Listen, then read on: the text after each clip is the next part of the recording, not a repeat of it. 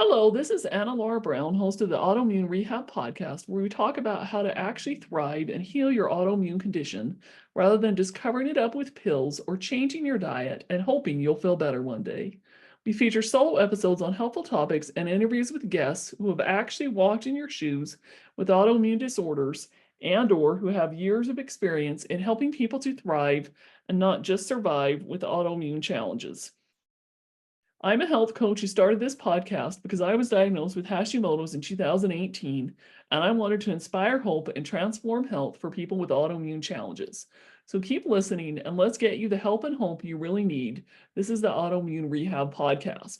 And today I'm happy to be speaking with Julie DeLuca Collins, who we connected with, and you'll find actually the link to my interview on her podcast where she talks to me about my journey with Hashimoto's and autoimmune, and she's the host of a business-related podcast, actually.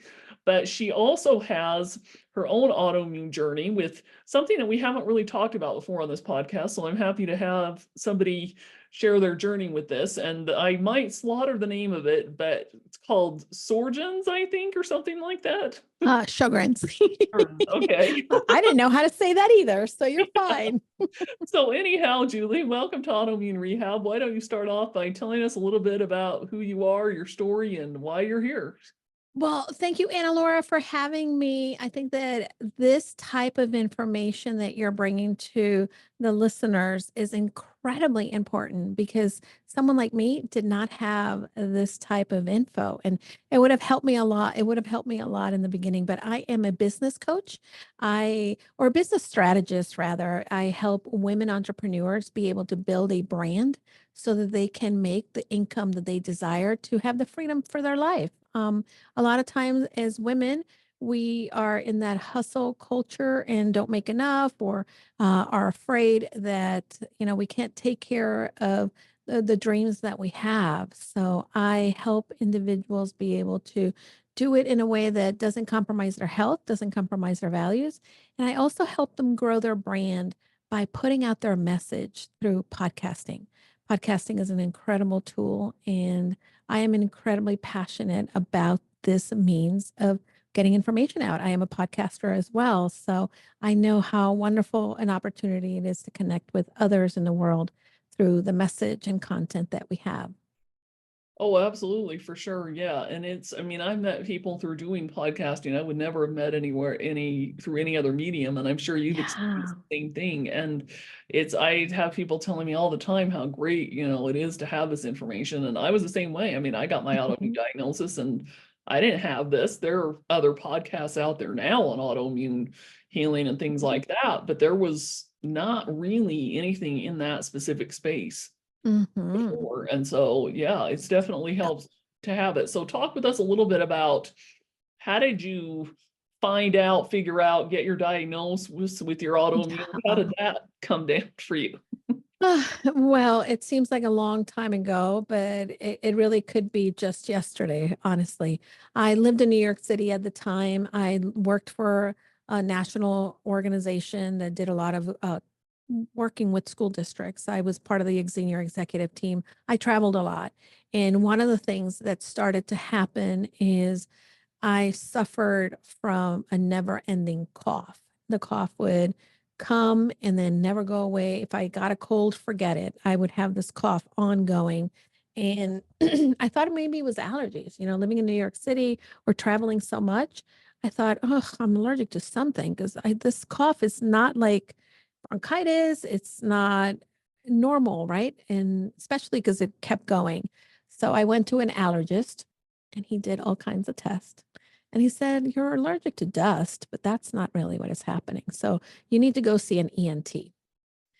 Went to the ENT, the ear, nose, and throat, and did a scope. Nope, nothing is wrong. I don't know why you have a cough. Go see a pulmonologist. I went to the pulmonologist. You don't have anything. Maybe asthma, cough-induced asthma, but something else is causing that. I just don't know what it is. And I just kept going back and forth. And I just finally, the allergist called me back and he said, hey, come back for a follow-up. And I thought, sure, why not? Um, maybe there's another test that he didn't do, and he's going to share that with me. So I went back to the allergist and we started talking, and he's like, do you ever, right? And he started going through some of the symptoms for Sjogren's.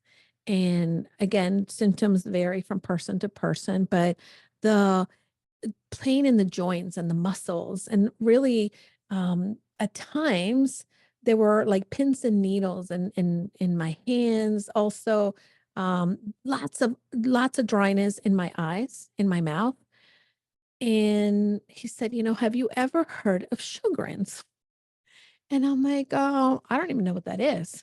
So he he's like, well, it's an autoimmune, and my wife has Sjogren's, and really, when you don't treat Sjogren's as an autoimmune, it can really result in complications in your lungs, in your kidneys, in your liver, in your lymph nodes. And you really need to make sure that you go in and get checked out. And I'm like, well, how do you treat it? What do I do? And he's like, well, go and get diagnosed first. It's the most important thing that you can do.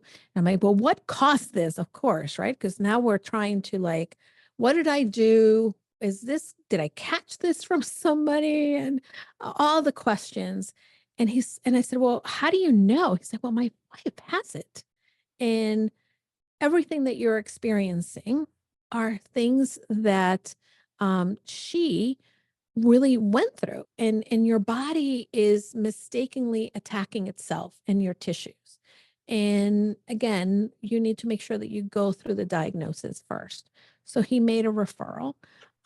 He made the referral to, I guess, an endocrinologist, and I went through having the biopsy. And of course, oh yeah, guess what? You have Sjogren's. Congratulations, here you are.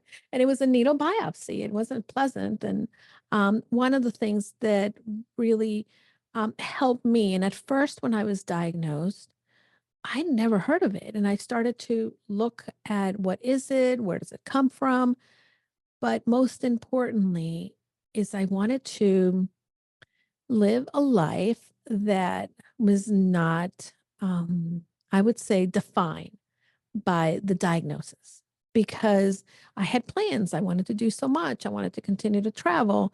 And that's one of the things that at times when you have an autoimmune, you really can limit yourself. And I didn't want to do that. So yeah, that was a little bit of what my journey was.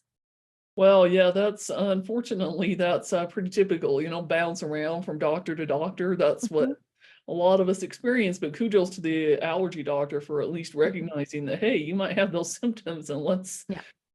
go see if you can get checked out. So once you had that diagnosis, you started learning a little bit more about it. What did you Mhm. do next to start help yourself on that journey to healing and Yeah. being able to live a more normal life? So one of the first things that I did is I started to obviously do research and find out, like, what is it? How does this affect me? And of course, as with an autoimmune, it's going to affect everybody very differently. So I started to also kind of track my symptoms, like, when is this happening? What are the things going on? And I really kind of approached this like the scientist in my own life, honestly. I wanted to kind of investigate. That was the first thing, because there's only so much information that you can read from Dr. Google, right? Dr. Google is going to give you best practices, it's going to give you information, but it's really key that you really know that also, hey, what could this look like if I don't? Because there's no medication. I can't take a pill, right? So I needed to kind of figure out what worked for me. One of the biggest things that I kept reading is that Sjogren's can lead to rheumatoid arthritis. And certainly to me, that's even more debilitating than what I'm working with now. So I wanted to make sure that, how do I keep rheumatoid at bay? And I started to talk to other people that have Sjogren's, or people that have autoimmunes. And really, again, because the autoimmune can be triggered by a genetic or environmental factors, I needed to make sure that I created an environment in my home, right? That was stopped using some toxic products. I also started to pay attention, like, oh, when I eat certain foods like more sugar, more carbs, then that triggers a lot of symptoms in my body. And the next thing I did is I visited a functional medicine doctor because I thought, I had been reading a lot, and this type of disease is not something that it's going to show up in the same way, and it's not something that you can just take the same like a cough medication and take that and it goes away. But I wanted to get the type of support from a functional medicine doctor that wasn't just putting a band-aid in the symptoms, that was actually looking at the environment, my body type, my history with other health issues. Where did I come from? And really started to work with a functional medicine doctor. The first thing that she did is she put me in an elimination diet so I can identify specifically if I had some sort of sensitivity to food. And those are the first things too that I started to really identify for myself as well. Yep, that's important. It just can't be underestimated. I know sometimes people think, oh, well, functional medicine doctors, and even Mhm. there's coaches nowadays too that do the functional medicine testing and Mhm. that kind of thing. That Yeah. it's expensive, and well, yeah, it can be. Let's face it, but Yeah. so is living a life that you don't love, and a life Mhm. of pain, and a life where you can't do anything. That ends up being Yeah. expensive over time too. So, Mhm. yeah, Yeah. kudos to you for doing that. And so I'm sure through that food sensitivity, doing that Mhm. elimination diet, you probably found at least a few things that were I bugging you. did. Maybe you found more things than I you'd like to did. find, but I did more. I found things that I didn't want to find, but certainly the other thing too that I found is obviously sugar for someone with an autoimmune is something that is not a great idea. So that was the first thing that I started to do. And I didn't really I'm not big on eating cakes, right? But I will speak in past tense. I did drink my coffee with sugar, and I started to cut that out. And I started to make really small, manageable changes because I knew that I didn't want to have the symptoms, but I also couldn't go from having one life to all of a sudden, next day I'm going to live a complete different life. I needed to make some changes that were sustainable for me so that I can slowly but surely not make changes that were going to be a band-aid, but really a lifestyle that allowed me to just do things differently and that I could adopt without feeling deprived or without feeling like um, I had lost all hope. Because I think that when you get diagnosed with an autoimmune, you feel like, "Oh, no, this is the end of it," but it really isn't. It could be the beginning to you creating a lifestyle that serves you, and that you can create the wellness for yourself. I think the also important thing is that autoimmunes, there's certain things that will trigger stress. It's another thing that really triggers big a one. flare up for me, and that's huge. So for someone that used to travel a lot, work all kinds of hours, keep a very poor diet, those were the changes also that I needed to make sure that I started to make for myself so that I can my body could actually do the work that it can, right? And not attacking itself, but really taking care of itself. Yeah, that's absolutely key for sure. Yeah. So yeah, the stress is a big one, and making those lifestyle changes. And like I like to tell Mhm. people, I hear other people say, getting that autoimmune can be the beginning of a new life, even in some ways. Yeah, Be the 100%. catalyst to help you make changes that honestly, even without an autoimmune, you probably should make. Mhm. Sugar isn't great for anybody, not just those of Yeah. us with autoimmune. So, 100%. I totally agree with you, Anna Laura. One of the things that I will tell you, I am a product of the 80s. And of course, if anybody knows the 80s, we used to do a lot of aerobics oh, and that hardcore exercise. So when I thought of going to the gym, I was always going to the dance class or going to the aerobic type class. And what I realized is that I needed to strengthen my joints, but I also needed to strengthen my muscles. And the other thing that I wanted to do, and I never thought I would be someone that would even enjoy a yoga class, but I realized that yoga allowed me to really pay attention to my body, really be present, really learn to be patient with myself. And so much so that it was giving me such incredible benefits that I eventually fast forward, right? It didn't happen right away. And actually, it happened 11 years after I was diagnosed that I actually went through a yoga teacher certification because I know how important it was for me. And I didn't do it so I could teach others yoga, but I did it for myself so that I know how to take care of my body and do the things that have helped me and continue to help me. That's awesome. That's great. Yeah, I really like yoga too. It's, don't have the body to really twist and do some of those moves sometimes, but Yeah, but that's part you of the can help process, though. right? Yeah, And I think that with an autoimmune, it's very easy to say, well, my body doesn't do that, or my body this or that. But at the bottom line is that it's about being curious of where you're at and meet yourself where you're at. that's a great one. Yeah, just keep asking why, why Mhm. do I have this symptom? What can I Yeah. do about this? Why do I have And by the way, the other thing too that I forgot to mention, the other symptom that I had that really it's not everybody has it. It is dry nosebleeds. That was the other thing too that was really Okay. affecting me. Yeah. The that coughing frequently, but the nosebleeds, even in the summertime, right? I can understand when the heat and things are really dry, but when it started to happen throughout the year, no matter what, and I would get my nose cauterized, but that wasn't helping either.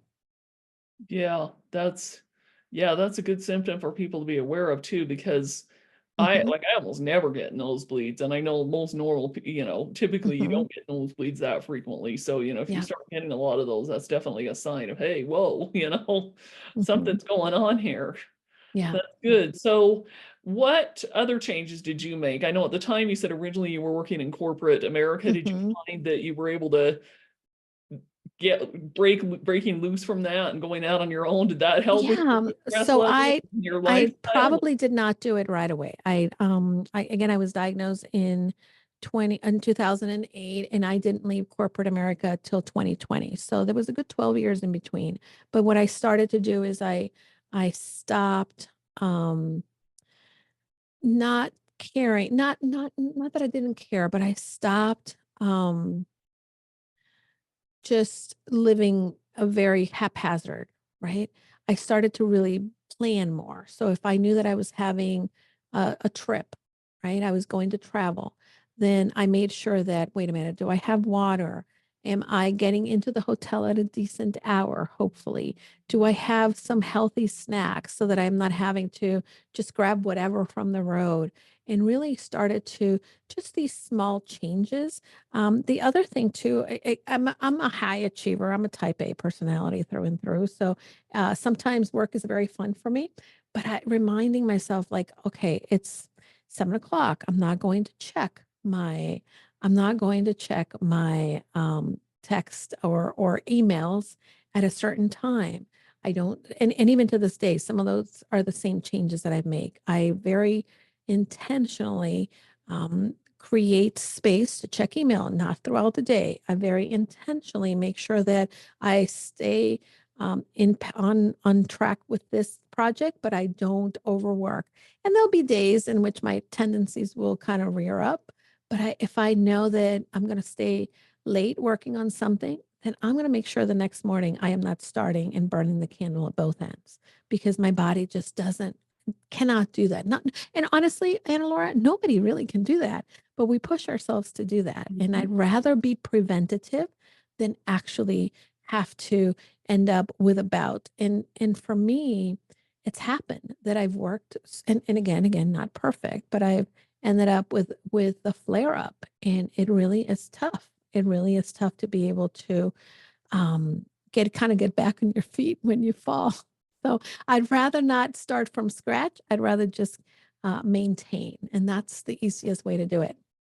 Yeah, that's a good point you make. Absolutely. Yeah. I mean, burning the candle at both ends Mhm.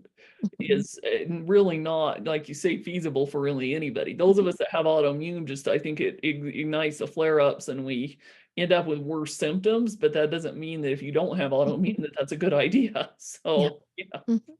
that's a good Yeah. one.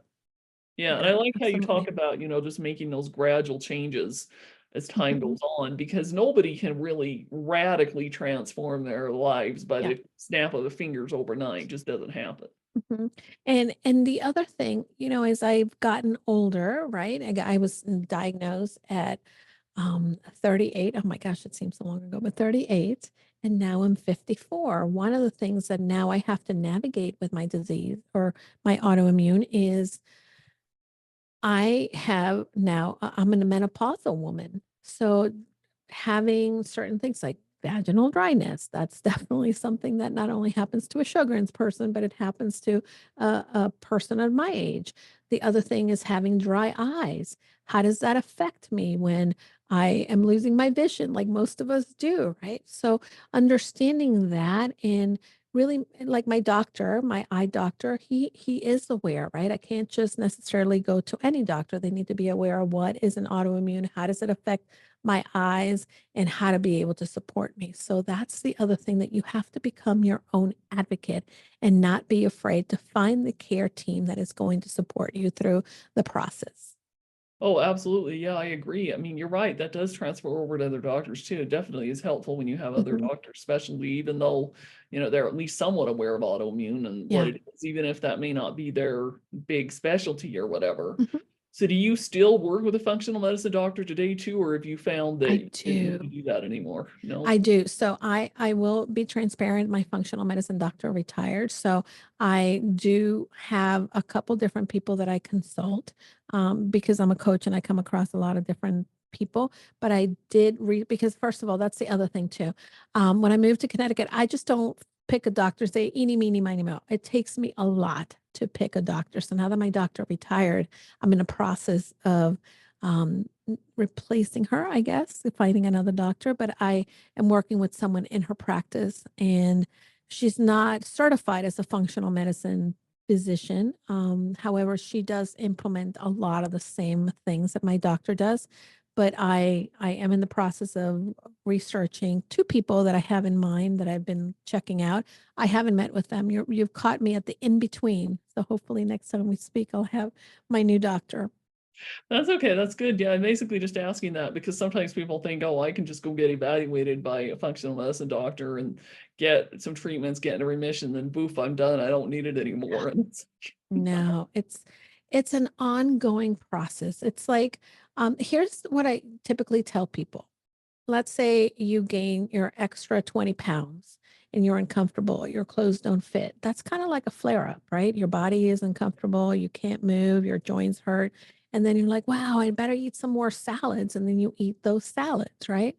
But if you don't continue to eat healthy and incorporate vegetables, lots of water, good sleep, you're going to gain it back, or your symptoms are going to return. So it's always an ongoing process, and it's trial and error. You get to know your body better as you're navigating this. oh, absolutely. Yep, I agree that for sure. So, how did you, okay, so you were in corporate and you said you left corporate in Mhm. 2020. Did that have anything to do, with the whole worldwide thing, or had you already started to plan that? So I got my coaching certification in 2017, 2016 into 2017. And my intention at the time, I had moved to Connecticut. I had gotten married to hashtag handsome hot husband back in 2012, and I had been commuting into New York City. And I again, I'm a city girl. I loved it. I really enjoyed going back and forth. But one of the things that I really felt was that there was something else. I had climbed this corporate ladder, and I thought, I've done a lot, and I wonder if there's something different that I can do.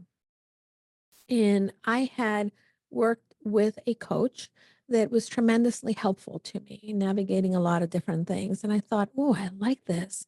And I saw how instrumental it was in making some positive changes in my life. So, because most of the things that I do are pretty selfish when it comes to what I learn, I decided I'm going to go through a coaching certification because I want to be able to coach myself.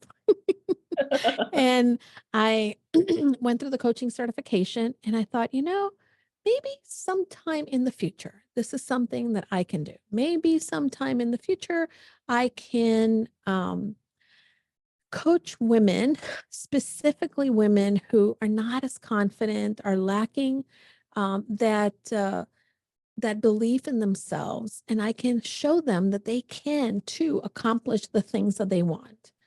And I thought I see that in corporate America, the higher you get up the ranks, right? There are not that many women. Yeah. So I thought I want to coach women so that they too know that they can do this. They can climb the corporate ladder if that's what they wish. So as I started to do that, um, my my company had a tragedy happen. The founder of the organization that I worked with, and she was a mentor, a good friend, and of course, the president and CEO of the company, she passed away. She was diagnosed in December with brain cancer, and by April, she was gone. Oh my gosh. And at that time, it was unexpected. Her family had other tragedies happen at the same time. So I decided to stay. I committed to staying with the organization to help through the transition of whatever may be, just getting through and working with the educational contracts that we had with school districts. And the next thing you know, 2017, 2018, 2019 rolled around. And that's 2019 is when I went through my yoga teacher certification. And I thought, oh my God, I love this. And I did a component of trauma informed communication. And I thought, we really need this. I really want to help other women, but I still did not know what that would look like.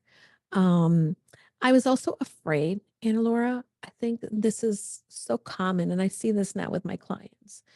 I was afraid of taking the leap to do things on my own as a coach because I had a good job. It was at the executive level. I was in the C-suite, and that's what a lot of individuals kind of aim to be. And I thought people are going to think I'm nuts that I am leaving a good paying job, a great job, title, flexibility, this career to go and be a coach. Like, what does that mean? So I was very hesitant to leave. And but there was that nagging little thing that said, this is not where you're supposed to be anymore. You're supposed to be doing something else. And at the beginning of the pandemic, of course, we all went into this, don't worry, we've got this. We're going to manage it. And we're going to keep us afloat with the company. And unfortunately, the company was hit very hard. It was pandemic 2020, school districts had shut down. So I received a call and I was offered a separation package.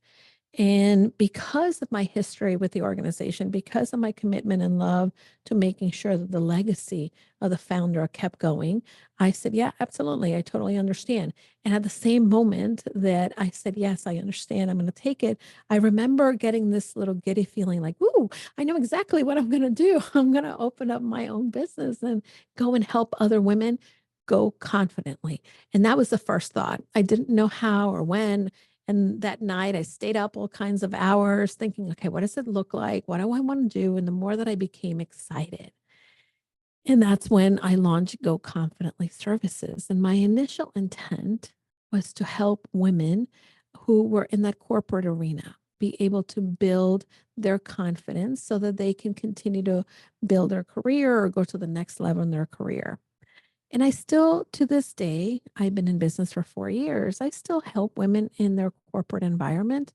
But what happened was that because of my experience and expertise in expanding the company, building multi-million dollar businesses, I was then able to help individuals who maybe didn't have the knowledge or know-how or understanding on what they need to do to start a business, to build a business, to grow a business sustainably. So I transitioned in the first year to not only being an executive coach, but now predominantly what I do is I'm a business strategist. I help women who are building a brand build it successfully so they don't have to struggle with that feast or famine that many of us do. Like we have money one month, not the next month, because we're not building our business in a sustainable manner. Yep, makes sense. Absolutely. Great. Well, thanks so much for everything that you've shared with us today, Julie. So, is there anything that I Yeah. didn't ask you about your journey that I should have asked you? You're very comprehensive, Laura. I just have to say thank you for the work that you're doing again. I think that this is incredibly important. My journey obviously is very unique and may be different from what other people are experiencing, but I believe in the power of our stories. And when we share what we have been through, then we can hopefully see that there is a light at the end of the tunnel, because I would have liked to have seen that I could have a thriving life, that I could still do the things. And I've done so many great things since being diagnosed. I've walked the Camino de Santiago. I've gone on mission trips. I've run, I've done a triathlon. So life is possible with autoimmunes. You just have to be proactive and intentional. Awesome. That's great. So last question I always like to ask everybody is, if you could go back in time to around the time you got your diagnosis, or maybe even just before, and tell yourself a piece of advice, what would you say to yourself? Be open and remember that you have the tools that it takes to be able to handle no matter what comes your way. You can do it. Awesome. That's great. I love that. So verbally tell us, and then we of course will include the links in the show notes to how people can get in touch with you. We'll also have the link to your podcast, and then we'll have a link to my episode that will have come out by the time this airs, of me talking about my autoimmune on her podcast. So tell us where people get in touch with you. Yeah, thank you again. So my podcast is called Casa de Confidence, and you can find it on all podcast platforms. But you can find everything Julie at goconfidentlycoaching.com. And if you go to the website, you may also get my best resources, things that may help you in your own journey. So feel free to drop me a note. I'm Julie DeLuca Collins on all of the social media platforms as well. So always love to hear from the listeners. And I am confident that there's something that perhaps you heard today that is going to be the thing that you needed to hear. So thank you again. Absolutely great. And for those of you that have been listening to this has of course been the Autoimmune Rehab Podcast. Please rate us, please write us a review, please share it with anybody that you know that could benefit from this information, whether they've got a similar challenge or diagnosis as Julie or something completely different. If you feel like they could benefit, please share away. And thank you for listening, and we will catch you soon on another episode of Autoimmune Rehab.